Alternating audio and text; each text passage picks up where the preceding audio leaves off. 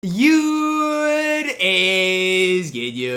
It's your boy Ty back here with another video, and in this video today, guys, we're gonna be talking about 4 or 5 points that 2K made in the dev blog ahead of this year that just were completely not true and just actually lies. Okay, lies that 2K said in the dev blog to get people excited that turned out to be not true. Now again, this is stuff that, you know, a month ago on September 1st that everybody was excited about, but again, as times went on, the community has figured out were lies. So we're gonna be hitting on each and every one of those. Before I dive any further into that, if you're new to the channel, make sure to smash that subscribe button as we're on the road towards 120,000 subscribers. The first one we want to talk about today has to do with the player market, okay? And we're gonna look at that second paragraph, okay? Community feedback is in action here. Previous years, the best player cards in the game were only directly available through the auction house. Now,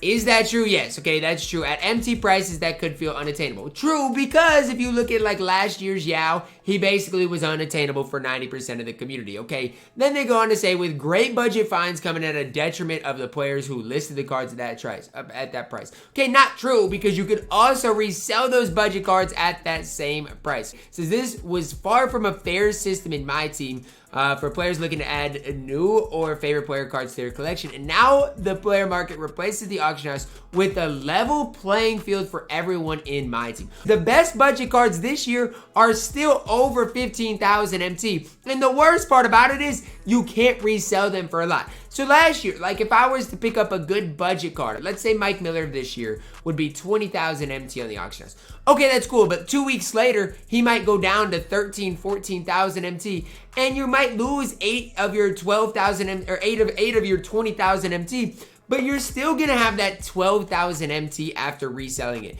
This year, if you were to buy him straight away for 20,000 MT, no matter what, the most you're gonna get when you resell it is 8,000 MT, because you lose 60% off the top. Same thing with the top players, right? Let's say day one, I wanted D Rose. I wanted to try him out. I bought him for 140,000 MT. Tried him out, didn't like him. At worst, you're gonna go and resell him. You're gonna get 100,000 MT. This year, you go to sell that Derrick Rose, you're getting 56,000 MT. Say unattainable, but when you're losing that much on cards, it's gonna be unattainable this year as well. We're gonna look at the top paragraph here. Being able to directly add player cards to your collection goes hand in hand with also being able to sell them back for MTP. Really? Does it? To put it clearly, the amount of MTP you can get for a quick sell on a player card is the highest it's ever been. That is true, but compare it to the auction house. Don't compare it to quick selling it in the past. To go hand in hand with the points I just made, you want to talk about quick selling things. What about the fact that we can no longer sell badges on the auction house? Badges last year, right? There were some that went for a lot of MT. This year, that's out the window. That's no longer a thing. This year, badges sell for like 100 MT. Same thing with shoes. Same thing with a lot of things. That's no longer a thing.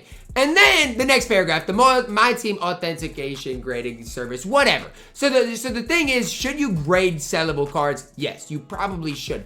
But let's not get it twisted. It talks about a flawless 10. Man, 2K, I've graded hundreds of cards. I've received 0 flawless 10s. Not one flawless 10s. You want to know how many 7s I've received? Literally tons. I've received tons of 7s when I go to grade cards. And 7s basically hardly increase their value at all.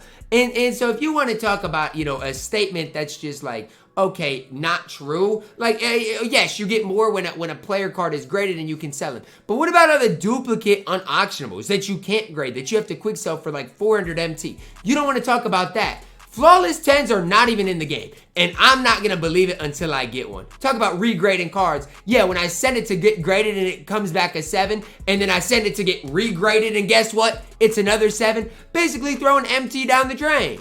We gotta talk about this paragraph here, okay? In my team, one of the best feelings is picking up a previous release budget card for cheap months or even seasons after that player card was released. If you want to talk about a good budget card going down in value, Patrick Ewing's not the one you want to talk about, because it would be about 3,000 MT is what it would have to cost for me to think of that Patrick Ewing as a decent budget card. But let's talk about it. Okay. Oh, they're gonna decrease their values. They did their first decrease last Friday.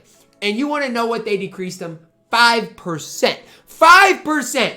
5%. Oh, so that's like saying, oh, you know what, guys? You can get, I'm going to talk about this. It's like you go to the grocery store, right? And instead of eggs being $1.49, the eggs are $1.40. That's not an actual sale, guys. A sale would be those eggs going from like $1.50 to 99 cents or 30 cents, or like an actual sale that people get excited about. This is nothing. Like, I'm telling you guys right now, the fact that they're talking about cards 3 weeks ago that go down 5%, that's not a sale, man. Now, if they were to go down 50%, then we'd be talking about something. So this whole thing is like, oh yeah, well, I mean, their cards are gonna get decreased in value. Like, okay, cool, but that doesn't mean anything if they're going down 5%. Nobody is going to get excited about that or anything at all. It's just a paragraph that is manipulating. Like, the cards barely go down in price. You can't even talk about them being a budget card if they go from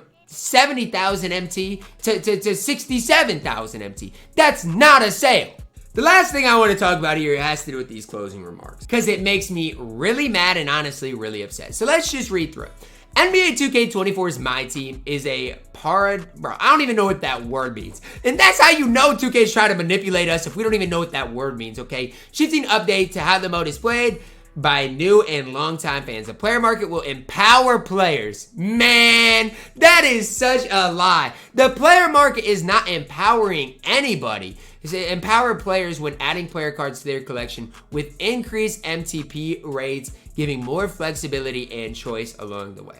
Do you guys think that we've had a lot of flexibility with our lineups and choice with our lineups? Because I can tell you this, on my no money spent, I have not bought a card for over 7,000 MT, because I know if I go to resell it, I'm not going to be making any MT. I'm actually going to be losing a ton of MT with it. So is that true? No. Okay, not at all. Nobody has flexibility with this. And all they have to do, this whole thing, all they have to do is adjust the player market. That's it. And I get, oh, but the card grading service. Man, that's basically useless. I'm sorry, but that sorry card grading service is absolutely useless. They want to talk about flexibility. It's not flexible when the best players are all behind lock-ins too. Steph Curry, Tracy McGrady, Shaq.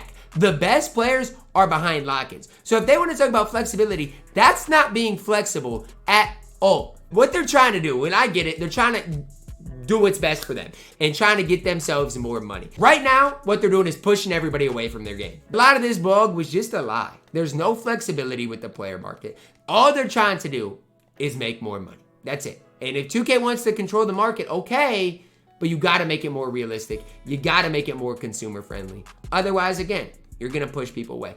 Drop a like on the video, guys. Subscribe if you're new, and as always, man, I love you guys. Have a blessed day.